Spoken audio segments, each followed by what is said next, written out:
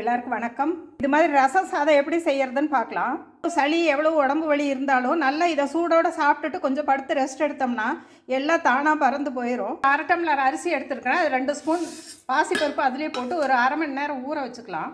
குக்கரில் அரிசி போட்டு இதில் 1க்கு 4 தண்ணி ஊற்றிக்கலாம். அதிலே கொஞ்சம் மஞ்சத்தூள் உப்பு போட்டுக்கலாம். குக்கரில் வச்சு 4 விசில் விட்டுக்கலாம். சவுண்டு வரதுக்குள்ளே ஒரு பெரிய தக்காளியை போட்டு அது கூட புளி தேவையான அளவு போட்டு வேக வச்சுக்கலாம்.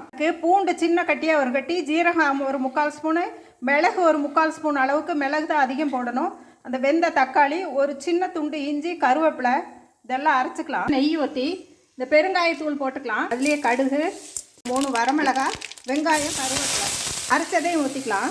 அதுலேயே கொஞ்சம் சாம்பார் தூள், கொஞ்சம் மஞ்சள் தூள், புளி கரைச்ச தண்ணியும் ஊற்றிக்கலாம். ரசத்தை ரொம்ப கொதிக்க விடக்கூடாது.